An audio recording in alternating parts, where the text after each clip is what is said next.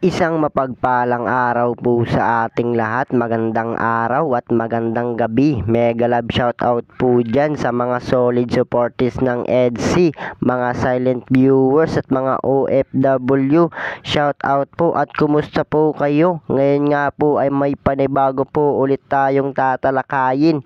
Beyonce naghahanda na para sa nalalapit na birthday at Kalingap Edu may plano palang pakasalan si Beyonce pagkatapos mag-birthday. So ayan po yung ating pag-uusapan ngayong gabi mga kalingap. So kung bago pa lang po kayo sa aking munting YouTube channel, palike, share and subscribe na rin po at pakipindot na rin po ng notification bell para lagi po kayong updated sa aking video. At paalala rin po, bago po tayo magbigay ng ating mga opinion, pakitapusin po muna ang kabuuan ng video para akma ang ating mga komento. Lagi ko pong paalala sa inyo mga kalingap, suportahan po natin ang mag-ama na matubang. Lagi po nating panoorin at i-marathon ang kanilang video. So maganda po yung layunin nila dito sa mundo, kaya sabay-sabay po nating suportahan.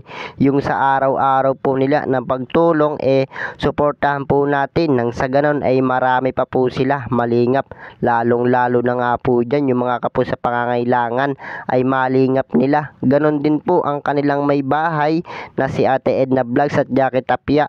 Huwag po sana tayo magsasawang sumuporta mga kalingap. So ayun po, new update. Beyonce naghahanda na para sa nalalapit na birthday at Kalingap Edu may plano palang pakasalan si Beyonce pagkatapos mag-birthday. So bago po yan ay may ibang dako po muna tayo mga kalingap. Pag-usapan po muna natin ang EDC. So kumusta na po kaya sila? At alam naman po natin na medyo busy na nga po etong dalawa mga kalingap. Lalo na nga po dyan si Papa Eds at alam naman po natin na araw-araw nga po itong tumutulong sa may hirap. Siyempre po mga kalingap ay napakabait nga po etong si Papa Eds natin. At Beyonce po natin ay abalang-abala po siya at malapit na nga po yung pasukan. So dalawa nga po yung pinaghahandaan ni Beyonce mga kalingap. So sa gaganaping birthday nga po ni Beyonce ay may manggugulo nga daw po at yun nga po yung pahayag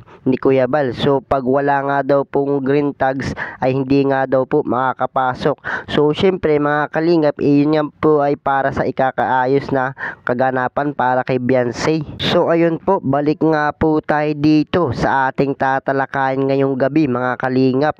New update, Beyonce naghahanda na para sa nalalapit na birthday at papaids po natin may plano palang pakasalan si Beyonce pagkatapos ng birthday. So mga kalingap, malay po natin at ito na nga po yung inaantay ni Papa Eds na tumungtong nga po sa tamang edad etong si Beyonce. So syempre mga kalingap, pwede naman po mag-aral si Beyonce kahit nga po may asawa na siya. So kayang-kaya naman po ni Papa Eds na mag-asawa at kung yung iba nga po kaya niyang tulungan. So si Beyonce pa po kaya. Syempre po mga kalingap, nasa tamang edad na nga po etong si Papa Eds natin. Yung mga solid supporters ng EDC dyan, yung mga silent viewers, ano po yung masasabi nyo dito nga po sa binabalak ni Papa Eds na papakasalan niya nga po etong si Beyonce pagkatapos ng birthday? So ano po yung masasabi nyo? So para sa akin mga kalingap, nasa sa kanila po yun kung saan nga po sila masaya o kung saan nga po sila maalwan. At syempre mga kalingap, viewers lang naman po tayo at isa din po tayo na sumusuporta sa kanila. So kung ano nga po yung desisyon nila, suportahan po natin mga kalingap.